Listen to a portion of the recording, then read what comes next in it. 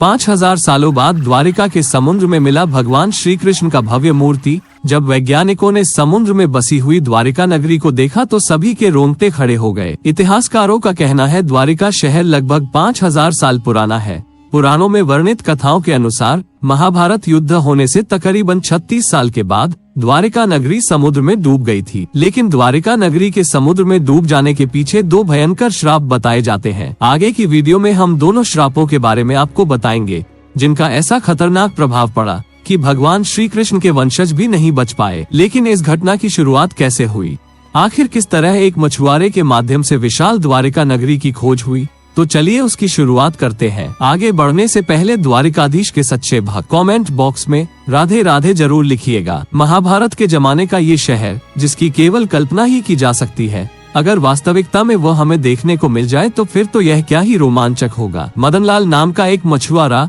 द्वारिका के समुद्र में मछली पकड़ने का काम करता था। एक दिन उसके जाल में एक ऐसी चीज फंस गई, जिसके बाद उसकी पूरी जिंदगी बदल गई। उस दिन मदनलाल ने मछलियों को पकड़ने के लिए जाल फेंका था। उस जाल के अंदर उसे बहुत ही पौराणिक चंद्रमा नुमा आकृति का एक पत्थर प्राप्त हुआ था। उसे उसकी जानकारी नहीं थी। कुछ लोगों का कहना था ये पत्थर बहुत ही पौराणिक लग रहा है, तो इसे पुरातात्विक विभाग को जमा करा देना चाहिए। और यकीन मानिए, जब उस पत्थर के ऊपर शोध किए गए तो पता चला कि उसकी उम्र 5000 वर्ष से भी ज्यादा अधिक है। चूँकि ये पत्थर द्वारिका के समुद्र से मिला था, ऐसे में सभी लोग यही मान रहे थे कि ये द्वारिका नगरी का ही हिस्सा है। बात है सन 2003 की। इस घटना के बाद पुरातात्विक विभाग ने भी द्वारिका के समुद्र में रुचि ली। उन्हें ऐसा लग रहा था कि वो समुद्र के नीचे द्वारिका नगरी को खोज सकते हैं, और अपनी इस खोज को पूरा करने के लिए उन्होंने नौसेना का सहारा लिया। सन 2003 में भारतीय संरक्षण विभाग द्वारा द्वारिका नगरी की खोज की शुरुआत हुई, लेकिन 4 साल इस खोज का कोई परिणाम प्राप्त नहीं हुआ। समुद्र के कोने कोने में गहराई से जांच करने पर सन 2007 में नौसेना विभाग के कुछ गोताखोरों को समुद्र में जो मिला, जिसे देखकर आपके भी रोंगटे खड़े हो जाएंगे। समुद्र के नीचे उन्हें एक विशाल नगरी का ढांचा प्राप्त हुआ। साथ ही में वहाँ पर कई सारे बर्तन भी मौजूद थे जो ये दावा कर रहे थे। इस स्थान पर आज से कई हजार साल पहले वास्तव में कोई नगरी हुआ करती थी। नौसेना के गोताखोरों द्वारा जो एक खोज की गई, जब इसका परीक्षण हुआ तो वैज्ञानिक भी जानकर हैरान हो गए कि ये अवशेष तो तकरीबन 5000 साल पुराने हैं। अब आप सोच रहे होंगे कि भगवान श्री कृष्ण तो साक्षात भगवान है, और उनकी नगरी समुद्र में कैसे डूब सकती है। आज से लगभग 5000 साल पहले श्री कृष्ण ने मथुरा को छोड़ दिया था, और उन्होंने द्वारिका का निर्माण विश्वकर्मा के हाथों से करवाया था। श्री कृष्ण अपने साथ यदुवंशियों को भी लाए थे और इस नगर को अपना बसेरा बनाया था।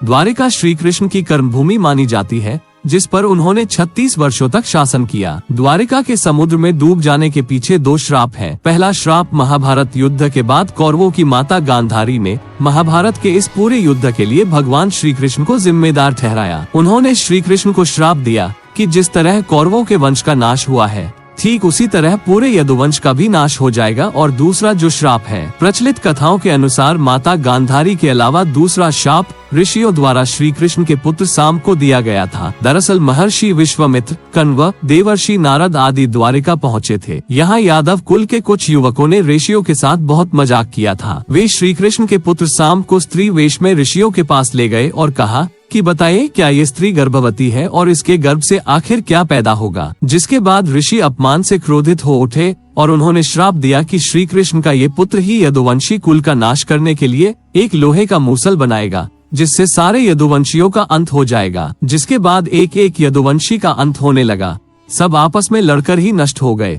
बचे थे केवल भगवान श्री कृष्ण। भागवत पुराण में बताया गया है कि एक दिन भगवान श्री कृष्ण पीपल के पेड़ के नीचे विश्राम कर रहे थे। तब जरा नाम के एक लकड़हारे द्वारा भगवान श्री कृष्ण को एक हिरण समझकर उन पर तीर से प्रहार किया गया, और वो तीर आकर भगवान श्री कृष्ण के पैर की उंगली में लगा। जिसके बाद उन्होंने अपना देह त्याग किया और उनकी मृत्यु हो गई। और जैसे यादव कुल के सभी लोगों का अंत हुआ, वैसे ही पूरी द्वारिका नगरी समुद्र में समा गई। सरकार द्वारा द्वारिकाधीश मंदिर के पास से पानी के नीचे भी खुदाई का काम शुरू किया गया, और यहाँ पर उन्हें कई मंदिरों की एक जैसी श्रृंखला प्राप्त हुई, जिससे कि पता चलता है जैसे जैसे पानी ऊपर चढ़ता गया, वैसे वैसे मंदिर की जगह आगे सरकती गई। डॉक्टर आलोक त्रिपाठी के मुताबिक खुदाई और खोज लगाने के काम के दौरान कई तरह की कलाकृतियां मिली, अवशेष भी प्राप्त हुए।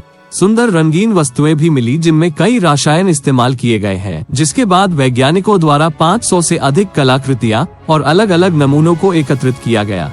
और सबसे बड़ी चौंकाने वाली बात तो ये थी कि इनकी उम्र और समुद्र के अंदर जो अवशेष मिले थे उनकी उम्र लगभग बराबर थी, यानी 5000 साल से भी ज्यादा। इस घटना के बाद से सब लोग आश्वस्त हो चुके थे कि समुद्र के नीचे सचमुच में द्वारिका नगरी आज भी मौजूद है।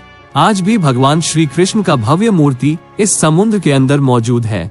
द्वारिका नगरी समुद्र के अंदर कई राज समेटे हुए है। कई लोगों ने लालच स्वरूप इस नगरी को ढूंढने का प्रयास किया, लेकिन वो समुद्र में ही कहीं विलुप्त हो गए और उनका नामो निशान ही खत्म हो गया। भगवान श्री कृष्ण हमेशा अपने भक्तों की लाज रखते हैं और उनके पूरे जीवन कर्म में उन्होंने कई उतार चढ़ाव देखे, लेकिन हमें उनके जीवन से बहुत कुछ सीखने को मिलता है। इस पूरी घटना को लेकर, द्वारिकाधीश मंदिर को लेकर और समुद्र में बसी द्वारिका नगरी को लेकर आप क्या विचार रखते हैं, हमें नीचे कमेंट बॉक्स में जरूर बताइएगा। अगर आज की वीडियो आपको पसंद आई है तो एक लाइक जरूर करें और जल्दी से हमारे चैनल को सब्सक्राइब करके बेल आइकन को प्रेस कर लें। अभी के लिए आप सभी दर्शकों को हर हर